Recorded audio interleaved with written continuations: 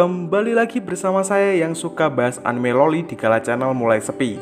Sebelumnya saya juga minta maaf karena nggak bisa terlalu sering upload, sebab kampus saya udah mulai masuk dari beberapa bulan yang lalu. Dan yang pasti para dosen super saiyan bakal ngasih combo tugas yang nggak ada otak. Beberapa waktu yang lalu salah satu dari kalian merequest anime Blunder. Entah gimana cara bacanya. Tapi yang jelas, request saya terima karena memang animenya cukup bagus, mendidik, dan mantap. Anime ini rilis pada tahun 2020 kemarin dan digarap oleh studio Geek Toys. Jumlah episodenya ada 24 dan kita akan singkat hingga menyerupai video rekap anime biasanya agar insiden penghancur kota tidak terulang kembali. Bercerita tentang perjalanan seorang gadis pencari sosok legendaris yang tampangnya maco abis. Gak nyesel buat kalian para ciwi nonton anime yang satu ini. Tak hanya tokoh laki-laki yang keren, karakter perempuan di anime ini juga kawaii dan cocok dijadiin waifu baru. Langsung saja, kalah ngewar langsung blunder. Ini dia Blunder. Asik.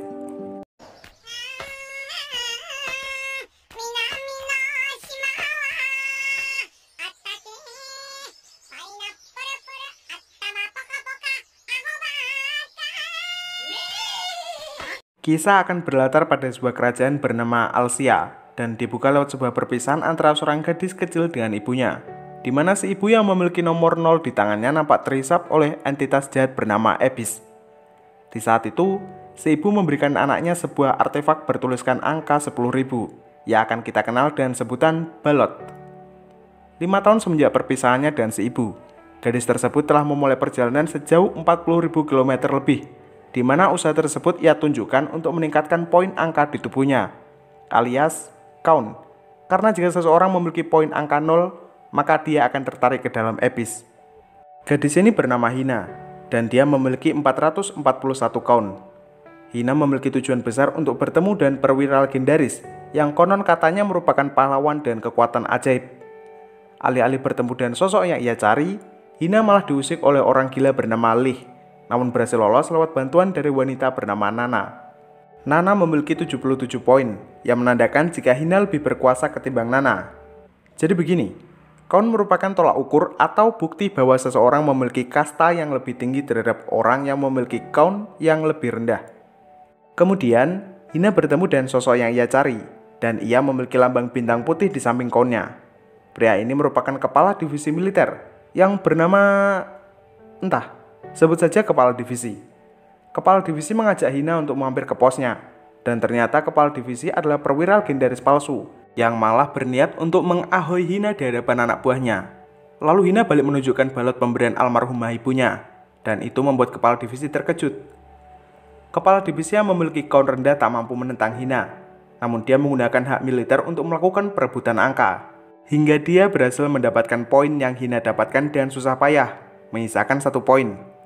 Di saat situasi mulai memanas, Lee datang untuk menyelamatkan Hina, dan dia menunjukkan count minus 999 miliknya. Kepala divisi dan enteng meremehkannya, hingga dia sadar bahwa sosok yang ia lawan adalah perwira legendaris asli, juga balot holder, dengan logo bintang di pusakanya, dan count sebanyak 5.700. Dengan spontan, Lee melancarkan serangan berturut-turut hanya dengan menggunakan hentakan kaki. Lee sendiri merupakan perwira dengan julukan sambaran petir, berkat kecepatan dan akselerasi tingginya dalam bertarung. Dan akhirnya, Lee berhasil mendapatkan count Hina kembali.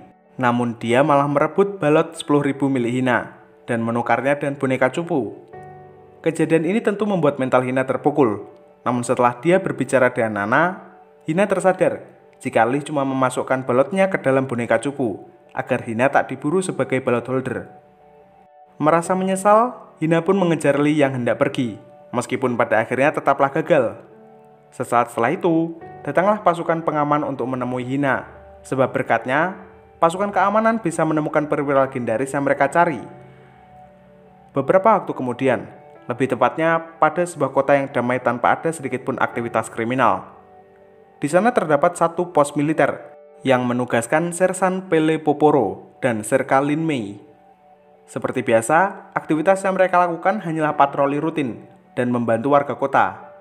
Tapi di tengah jalan, mereka bertemu dengan Lee yang menyamar menjadi puding. Awalnya Lin sangat yakin jika manusia puding adalah buronan yang mereka cari. Tapi Lee mengelak dan ujung-ujungnya mereka malah pergi berkencan. Setelah sekian lama mengikuti prosedur kencan arahan Pele, Lin mulai tersadar jika sosok yang ia kencani adalah buronan yang mereka cari. Dia pun berusaha keras untuk melancarkan serangan tendangan, namun Lee malah menikmati pemandangan daleman yang terpampang gratis. Terakhir, Lee menyatakan perasaannya kepada Lin, dan Lin menerimanya dengan tulus, bahkan kepikiran sampai punya 3 anak. Dan di saat Lin hendak berciuman, Lee sudah kabur dari sana. Kembali lagi ke Hina dan Nana. Mereka masih mengumpulkan dana untuk biaya perjalanan mencari Lee, dan malah bertemu dengan seorang letnan militer bernama Jail Murdoch. Jail mengorak informasi dari Nana, lalu bergerak dengan pasukannya untuk sama-sama memburu Lee. Keributan yang ditimbulkan oleh pasukan Jail membuat kedai Nana hancur, dikarenakan kekuatan dari Jail yang sebenarnya juga seorang ballot holder. Dan kini, Nana memperkerjakan Hina sebagai anak buahnya, sebab mereka harus bersama-sama mengumpulkan dana untuk segera menemui Lee. Keesokan harinya, Lee masih tetap tinggal di kota tempat Lin dan Pele bertugas. Kota ini terlihat sangat damai, meskipun ada buronan di kota ini. Merasa bersimpati, Lee juga membantu Lin dan Pele dalam tugas mengayomi masyarakat sekitar. Namun tiba-tiba, Lee menyuruh Lin untuk mundur, sebab Jail dan pasukannya telah tiba di kota ini. Jail sangat bersikeras untuk menangkap Lee, meskipun jumlah kaunnya lebih sedikit ketimbang Lee. Tak disangka, Jail mempunyai kekuatan yang cukup besar, sebab dia merahasiakan jumlah kaunnya, yang ternyata berjumlah 12.500. Jail sendiri merahasiakan kaunnya dari para petinggi, agar dia tidak dipromosikan, karena semakin tinggi jabatannya, seorang petinggi militer hanya akan bertugas di balik meja. Pertarungan sengit antara Lee dan Jail pun tak terelakkan. Lee sendiri seperti sedang menahan kekuatannya dalam pertarungan ini, tapi Jail tetap serius memberikan tekanan yang luar biasa berkat kemampuannya dalam menciptakan objek besi. Ujung-ujungnya, Lee tertahan, namun Jail terlebih dulu menginterogasinya. Jail sempat beranggapan jika Lee berasal dari pasukan militer sama sepertinya, karena sempat Lee menggunakan kuda-kuda yang serupa dengan pasukan militer. Lee pun hanya tertawa mendengar pernyataan Jail. Hal ini tentu memaksa Jail untuk menggunakan jalur kekerasan. Tapi ketika cambuk besinya tengah diayunkan, Lin menadahkan badannya untuk memberikan perlindungan, sebab dia merasa jika Lee bukanlah orang jahat. Melihat bawahannya yang tiba-tiba melakukan pembelaan, Jail mengungkit pekerjaan Lin selama ini, yang ia sangka hanya sebatas membuat taman bermain untuk anak-anak. Jail bahkan menyobek selebaran buatan Lin, yang tentunya membuat Lin merasa sedih. Sadar akan hal ini, Lee balik memberikan pembelaan. Dia bahkan melepaskan diri dari kekuatan Jail. Lalu terjadilah bentrok antara ballot holder besi dan kilat, yang mana bentrokan tersebut membuat sisi tebing runtuh, dan Lin tanpa sadar ikut terjatuh bersama reruntuhan. Jail yang merasa bersalah segera mengamankan Lin, tapi Lee lebih unggul dalam masalah kecepatan. Lee pun berhasil mengamankan Lin yang terjatuh, sebab dia merasa jika Lin kelebihan beban. Beruntung, Lee memasrahkan Lin kepada Jail, lalu kabur dari sana. Situasi kota telah kembali seperti semula. Jail bahkan menciptakan wahana bermain sementara, sembari menunggu Lin dan warga kota menyelesaikan wahana mereka sendiri. Jail juga meminta maaf dan memberikan Lin waktu 3 hari dalam pembangunan, lalu ikut ke dalam pasukan Jail untuk kembali melakukan penangkapan. Beberapa waktu setelah insiden kota tebing, Lee kembali melanjutkan perjalanannya, dan tak disangka dipertemukan kembali dengan Hina dan juga Nana beserta kedainya. Hina meminta maaf karena telah menimbulkan banyak masalah. Lee juga meminta maaf karena telah mengingkari janji makan siang bersama. Sebagai gantinya, Lee akan menemani Hina untuk makan siang sekarang juga. Namun di saat mereka menikmati momen bersama, sebuah pesawat kecil nampak hendak karam ke dalam jurang, dan Lee pun dengan spontan menyelamatkan pilotnya. Setelah itu, si pilot malah dengan gamblang memeriksa tubuh Lee, dan tanpa sadar memberikan asupan mantap jiwa. Kemudian, si pilot memperkenalkan diri sebagai Pelmo, yakni seorang gadis yang bercita-cita untuk terbang. Pelmo masih melanjutkan perkenalannya. Dia membawa Lee dan Hina untuk pergi ke gudangnya.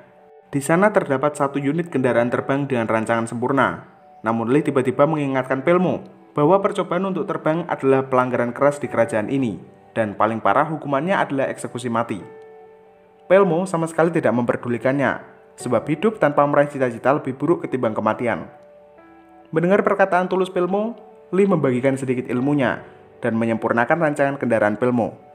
Pelmo pun menerima saran Lee dengan baik dan segera menyempurnakan rancangannya. Hingga di saat Pelmo hendak melaksanakan uji coba, datanglah pasukan militer, dan Lee dengan spontan menghancurkan kendaraan Pelmo. Karena tidak adanya bukti, pasukan militer tak melanjutkan penangkapan Pelmo. Namun Pelmo nampak sudah menyerah ketika Hina mengajaknya membuat kendaraan lagi. Karena sejatinya, Count Pelmo telah mencapai angka 0 dan dia segera terhisap ke dalam Abyss.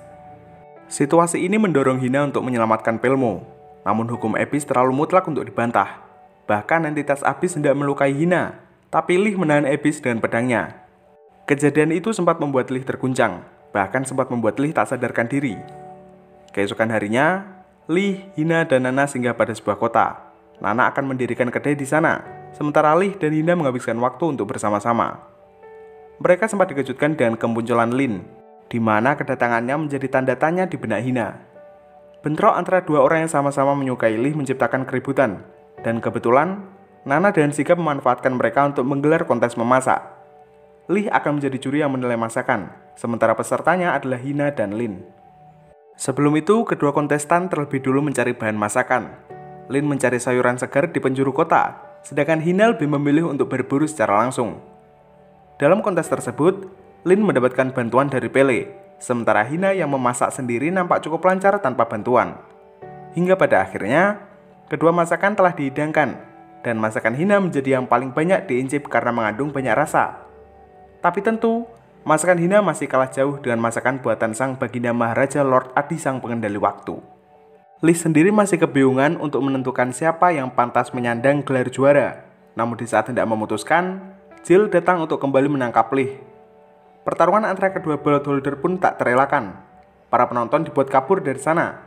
Bahkan wilayah yang mereka pakai untuk bertarung menjadi hancur karena dampaknya.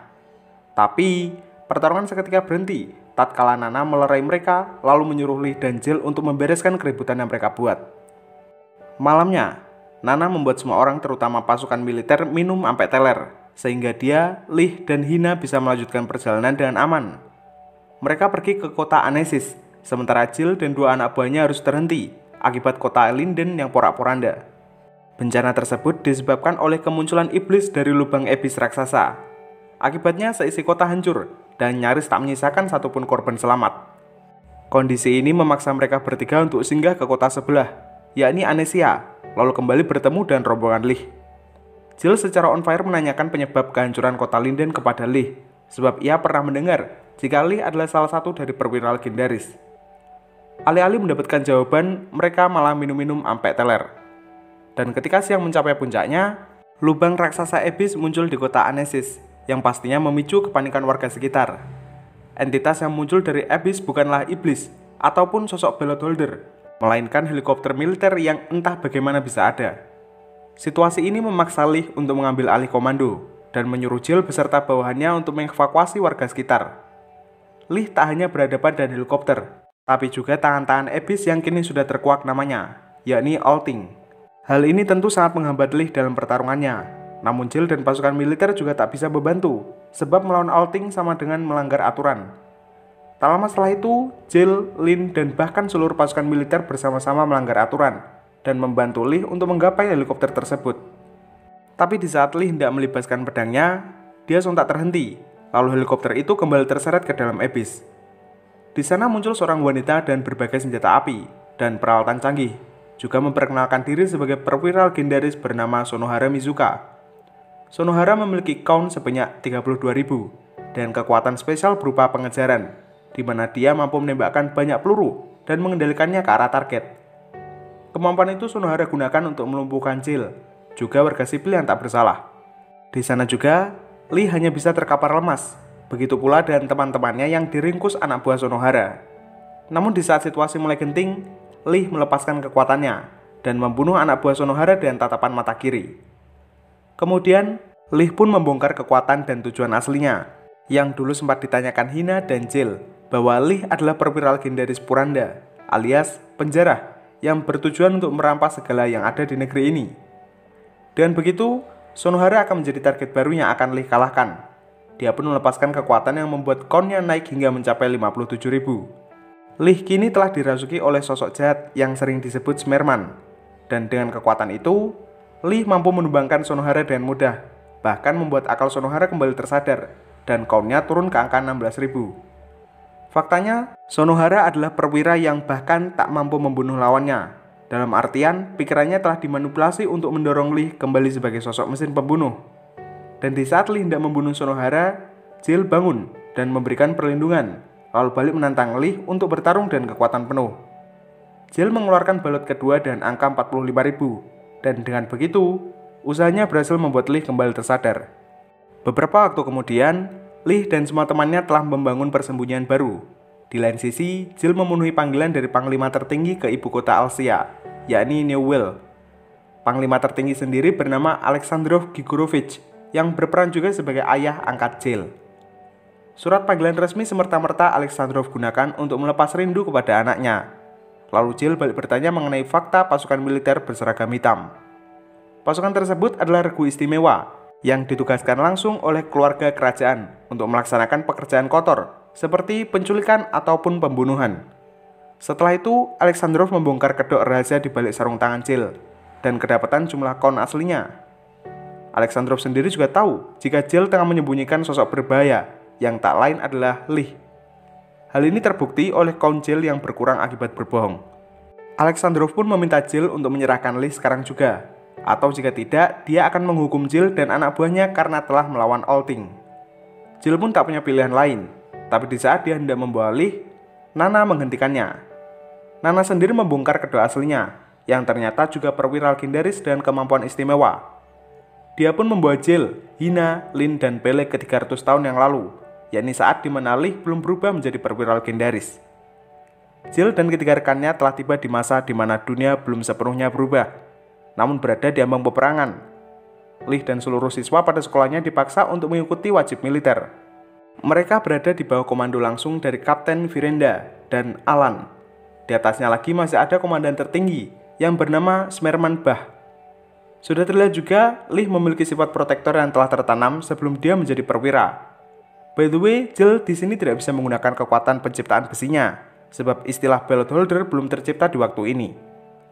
Jill dan ketiga rekannya tentu tidak lupa dan misi utama, di mana mereka diharuskan untuk merubah masa lalu yang Nana sendiri tidak mampu untuk mengubahnya. Di sana mereka juga menemukan fakta tentang Alting, di mana entitas tersebut datang dari langit, bukan dari kerajaan Alsia itu sendiri.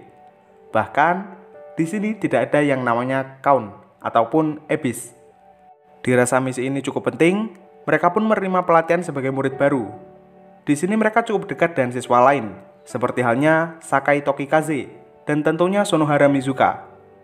Kapten Alan akan menjadi wali kelas mereka, namun Komandan Smerman akan mengambil alih sementara. Peraturan untuk lulus militer sangatlah mudah, di mana mereka hanya perlu mengumpulkan 10 bintang dengan cara apapun. Masing-masing murid akan diberikan bintang sebanyak 2, dan akan terus bertambah jika kinerja mereka meningkat. Para murid juga bisa menambah bintang dan merebut paksa bintang milik teman yang lain, dan ini menjadi awal mula perebutan bintang di awal cerita. Teruntuk Lee, dia tidak akan diberi satupun bintang, dan harus sudah memiliki sebelum 3 hari mendatang, atau tidak dia akan dikeluarkan. Di jam sekolah, salah seorang siswa yang bernama Douan Taketora merebut paksa beberapa bintang milik teman kelasnya, hingga bintangnya sendiri mencapai 12. Douan masih terlalu kuat untuk dilawan, namun Lee dan teman-teman yang lain mengakalinya dan membagi bintang mereka satu-satu. Tapi itu tidaklah cukup. Tokikaze dan Lee menjadi 2 murid yang tidak memiliki satupun bintang, hingga di hari ketiga, Jill memberikan 1 bintangnya kepada Tokikaze dan dengan percaya diri menghadang Douan dalam pelantikannya. Douan yang memiliki 12 bintang tentu sangat percaya diri dan tak mau menerima tawaran Jill untuk bertarung. Tapi ternyata 12 bintang Douan hanyalah tipuan, sebab Lee telah menggantinya menjadi katak. Hingga pada akhirnya, semua bintang murid-murid kembali menjadi 2, sementara Jill mendapatkan 2 bintang langsung dari Smerman. Di suatu hari, Lee ketahuan mengintip, namun yang lain berhasil meringkusnya dan menukar tanda pintu masuk kamar mandi. Namun itu tanpa sadar membuat Jill salah tempat mandi, hingga di saat dia tersadar, Jill pingsan akibat iman yang bergejolak. Tak lama setelah itu, Lee dan teman sekelasnya terjebak ke dalam konflik internal, di mana mereka nampak pasrah menjadi militer akibat himpitan ekonomi. Tiba-tiba Smerman datang untuk memberi tawaran, agar murid-muridnya bisa menjadi tentara tanpa harus membunuh lawannya. Ide tersebut datang dari pemikiran Lee, dan teman-teman yang lain sangat senang mendengarnya. Tapi kesenangan itu tak berlaku untuk Jill. Dia membuntuti Smerman ke ruang fasilitas, di mana mereka akan memasangkan belot ke murid-muridnya, agar mereka mendapatkan kekuatan besar. Di saat Jill hendak ketahuan, Nana dari masa sekarang menyelamatkan Jill ke dalam kamarnya. Nana sendiri adalah perwira pertama dari keberhasilan eksperimen dan kekuatan khusus sebagai pengendali waktu, seperti Lord Adi. Nana juga bercerita mengenai orang-orang yang sinkron dengan Alting, yakni orang-orang yang mempunyai kekuatan tanpa harus menggunakan belot. Salah satunya adalah Smerman. Jadi, eksperimen penciptaan perwira dimulai dan menggabungkan DNA Smerman kepada subjeknya. Dan Nana menjadi subjek pertama yang berhasil sinkron dengan DNA Smerman.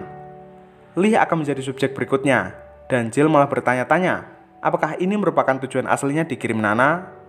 Nana versi bocil tak bisa menjawabnya, karena takutnya membawa perubahan buruk di masa depan. Alhasil, Jill harus kembali ke ruangannya tanpa tujuan yang jelas. Namun di saat dia hendak kembali, Kapten Alan sudah menodongkan pistol ke arahnya. Meskipun sempat melawan, kekuatan Jill masih tak sebanding dengan Kapten Alan. Sehingga ujung-ujungnya dia malah mengaku dari masa depan berkat kekuatan Nana dan bertujuan untuk mengubah masa lalu. Alan sendiri nampak memakluminya, lalu membiarkan Jill pergi begitu saja. Setelah itu, Jill berdiskusi dan hina Lynn dan Pele, sembari menyatakan bahwa mereka tidak akan bisa memperbaiki masa lalu. Karena jika itu dilakukan, maka kerajaan Alsia ataupun mereka tidak akan tercipta. Sampai sini, kita dihadapkan dengan fakta yang cukup mengejutkan, di mana Smerman bukanlah orang jahat yang seperti kita kira. Dia bahkan tidak merelakan satupun muridnya untuk dijadikan subjek eksperimen. Namun sayangnya, takdir berkata lain. Eksperimen untuk Lee akan segera dilaksanakan, sebab perang dan negara lain telah benar-benar mencapai puncak. Sementara itu, Hina menyampaikan pemikirannya kepada teman-teman dari masa depan, di mana mereka tidak perlu mencegah Lee dalam operasi, tapi hanya perlu mencegah Lee untuk berada dalam wujud Smerman. Mereka percaya jika wujud biasa Lee lebih kuat ketimbang wujud Smerman. Dengan artian lain, peperangan ini bisa mereka menangkan dan Alsia bisa dipastikan tercipta. Kabar baiknya lagi, operasi Lee berpotensi besar untuk berhasil. Namun mereka tiba-tiba mendapatkan serangan dari negara lain. Serangan itu menewaskan banyak sekali murid, bahkan prajurit musuh juga mematikan catur daya dalam fasilitas rahasia. Kapten Alan segera bertindak dan mengarahkan murid-muridnya untuk menyalakan sumber daya cadangan. Karena jika tidak, Lee akan tewas dalam operasi. Kapten Alan membiarkan Jill, Toikaze, Lynn, dan Pele untuk menyeberang, sementara Alan harus menerima luka yang sangat fatal. Hingga di saat sumber daya cadangan berhasil dihidupkan, operasi yang Lee jalani telah selesai, dan dia pun mendapatkan pusaka berupa katana panjang. Lee memiliki kecepatan yang melebihi objek ataupun subjek manapun, yang memudahkannya untuk melancarkan serangan. Akan tetapi, Lee sempat dihadapkan pada situasi di mana dia harus membunuh lawannya untuk pertama kali. Kejadian ini tentu membuat mentalnya sangat terguncang. Lalu Jill dan 3 teman lainnya nampak terurai, sebagai tanda bahwa mereka akan kembali ke masa depan. Di lain sisi, Hina nampak menghabiskan saat-saat terakhir bersama Lee. Dia sadar tidak ada yang bisa dirubah di masa lalu, sebab Lee memilih membunuh bukan dari bentuk penyesalannya, melainkan tekad yang ia buat sejak awal. Di ujung perpisahan, Hina memperbolehkan Lee untuk memegang anunya, dan mengajaknya untuk membuat anak di masa depan. Wow! Setelah mereka pergi, Lee mengikuti peperangan seorang diri dan melarang keras teman-temannya untuk membunuh. Pihak fasilitas juga menciptakan perwira baru seperti Tokaze, Dowan, Sonohara, dan Alan yang ternyata adalah Alexandrov. 2 tahun telah berlalu, kemenangan telah berhasil diraih. Pihak fasilitas telah mendapatkan ke-7 original balot dan menciptakan utopianya sendiri, yang sekarang kita kenal sebagai Alsia. Ternyata Alsia adalah benua yang terbangun di atas langit, dan warganya merupakan orang-orang pilihan dari seluruh dunia. Tapi itu bukan berarti menyelamatkan semua orang, karena sebagian masyarakat tetap tinggal di dunia lama. Alsia mendapatkan sumber daya dan makanan lewat Abyss, di mana Alting memiliki tugas untuk merebut segalanya di dunia lama. Sampai sini, kita bisa simpulkan jika dunia lama telah mencapai kehancuran, dan di sana juga ada teman-teman Lee, termasuk Tokaze, yang telah tewas di tangan Lee itu sendiri. Mereka sepakat untuk hidup sengsara di dunia lama, ketimbang bahagia di atas penderitaan orang lain. Fakta itulah yang membuat Lee dan Nana akhirnya membelot terhadap Alsia. Bahkan sampai ratusan tahun telah berlalu, Lee dan Nana yang telah mencapai kedewasaannya masih sepakat untuk membelot. Hingga di saat Jill dan 3 rekannya telah sampai di masa depan, mereka kembali dipertemukan dengan Nana dan Lee. Pertemuan mereka telah berhasil menghubungkan ingatan masa lalu ke masa depan. Kini mereka bisa saling menerima kekurangan masing-masing. Perasaan yang Nana pendam selama lebih dari 300 tahun telah berhasil tersampaikan, meskipun Lee tidak bisa menerimanya. Momen damai ini berlangsung dengan sangat menyenangkan. Mereka menghabiskan waktu untuk minum-minum dan pesta bikini. Dan sore itu, Hina menyampaikan perasaannya kepada Lee, tapi ditolak, sebab Hina adalah anak dari sahabat yang ia bunuh, yakni Tokikaze. Kemudian, Lee balik menjelaskan tentang kekuatan besar dari ketujuh original balot, yang salah satunya kini tengah dipegang oleh Hina. 7 original balot bisa merubah tatanan dunia jika dikumpulkan, dan regu istimewa arahan Smerman akan memulai pergerakan untuk mengumpulkannya. Di lain sisi, petinggi militer Alsia nampak tumbang satu persatu. Situasi ini menjadi bukti jika pergerakan regu istimewa sudah melanggar hukum kerajaan. Alexandrov dan bawahannya yang tersisa akan menyatukan kekuatan untuk membalas gempuran dari regu istimewa. Lee melakukan pergerakan dan membius semua temannya, sebab dia akan menyerang regu istimewa seorang diri.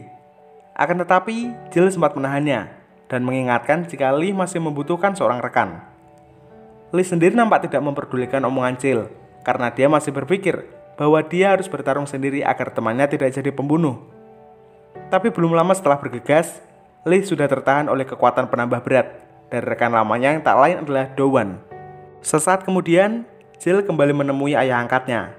Dia nampak berniat untuk bertarung melawan Alexandrov, meskipun sebenarnya dia hanya ingin ayahnya tahu bahwa Jill telah menganggap Lee sebagai rekannya. Pertarungan itu membuat Count Jill habis menjadi 2, dan dia dipecat dari pasukan militer. Dalam artian lain, Jill sudah bebas untuk mengambil langkahnya sendiri.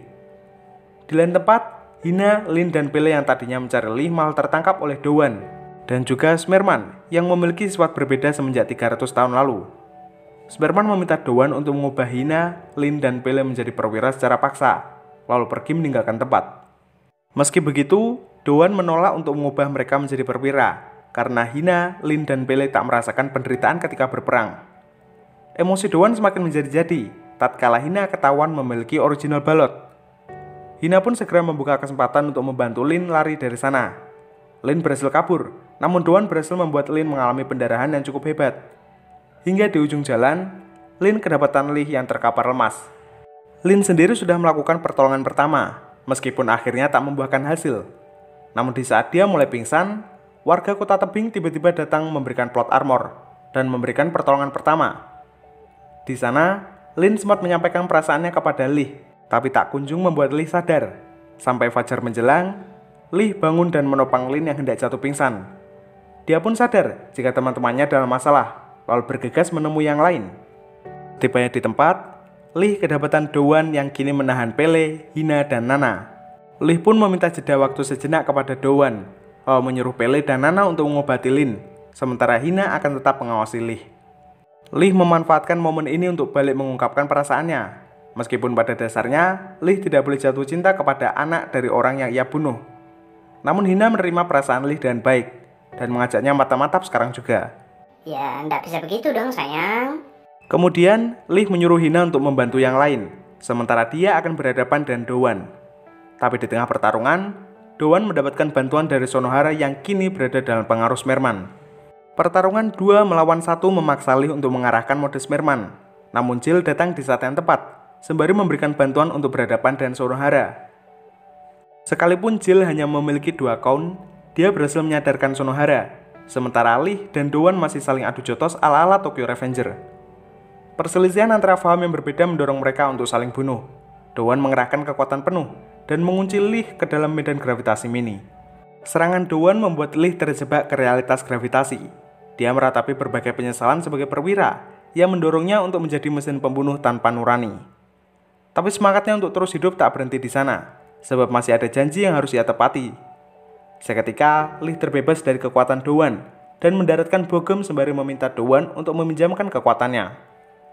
Dowan pun ikut tersadar, namun sayang, dia tidak mematuhi siapapun. Tapi Dowan membagikan secuil informasi penting bahwa Panglima tertinggi memiliki 3 original balot dan 3 sisanya ada di tangan Smerman. Hari demi hari terus berlanjut. Lin telah sembuh secara total. Jill dan Nana berhasil membangun hubungan yang bisa dikatakan lebih dari sekedar teman. Pele masih belum bisa menyatakan perasaannya kepada Lin karena Lin sendiri habis ditolak dari pengakuannya. Sementara itu, hubungan Lee dan Hina nampak berjalan lancar. Hina yang super barbar mengajak Lee untuk membuat bayi. Dia melepas paksa celana Lee, bajunya sendiri, dan bersiap untuk menjalankan ritual maut. Tapi ketika mereka hendak melakukannya, Jill dan 3 lainnya datang untuk membahas rencana mereka ke depannya. Lee mengatakan jika mereka akan memberikan perlawanan kepada Alcia dengan mengumpulkan ke-7 original balot dan merubah ulang tatanan dunia. Hal ini tentu tidak akan mudah, tapi Lee percaya jika berjuang bersama temannya memiliki kelebihan yang tak terhitung. Di lain tempat, Spider-Man telah menyiapkan prajurit dan kekuatan super yang lain. Sekilas kita melihat mantan teman-teman Lee 300 tahun yang lalu, dan scene itu menjadi adegan penutup di season kali ini. Bersambung. Desain karakter The One pada anime ini agak kurang bagus menurut saya. Rasanya agak sia-sia melihat karakter sangar punya mata dan rambut yang sangat jelek. Dari segi perwatakan, The One sudah bisa dikatakan sebagai anti-villain, meskipun di awal cerita sikapnya masih terlalu random. Teruntuk musik ending dan opening, biasa, nggak ada yang istimewa, tapi nggak ada salahnya juga jika kalian dengerin sekali-kali. Geser ke salah satu karakter, dan saya nyatakan bahwa Nana adalah the real sad girl. 300 tahun penantian malah tertolak, tapi untung dapat Jill sebagai gantinya. Hubungan mereka berdua ini sepertinya akan cocok jika dibuatkan spesial episodenya sendiri, mengingat Jill adalah orang yang sangat awam dalam masalah percintaan. Beralih ke Hina, dia menjadi sangat barbar semenjak Lee menolaknya. Melihat ada sedikit celah, Hina langsung mengajak Lee untuk membuat anak. Bahkan gak lihat situasi maupun kondisi. Hal ini tentu membuat Lee canggung untuk melakukannya, karena sekalipun berotak ngeres, dia masih punya etika dalam melakukannya. Salah satu adegan yang paling ganjal di anime ini adalah kedatangan warga kota tebing saat Lin berada di ujung tanduk. Masih menjadi pertanyaan faktor apa yang bisa membuat mereka datang menolong Lin, atau jangan-jangan hanya sekedar plot armor. Mengenai alasan Spider-Man menjadi jahat masih belum diketahui secara pasti. Kalau ada yang tahu, boleh share infonya di kolom komentar, atau DM langsung ke akun Instagram asli saya, _Jauhari_Ahmad. Lee menjadi sad boy karena sifatnya yang suka ingkar janji, karena nggak mungkin cewek menolak laki-laki good looking sekalipun otaknya ngeres. Tapi kalau Anda sangat beriman, pintar, dan berbakti tapi tidak good looking, cuma 1 dari 100 cewek yang akan menerima Anda. Wow. Mungkin itu saja dari saya. Durasi videonya udah bengkak banget. Pertanyaan yang masih membekas bisa kalian tanyakan di bawah. Sekian, saya Ari dan sampai jumpa di video berikutnya. Nyan Basu.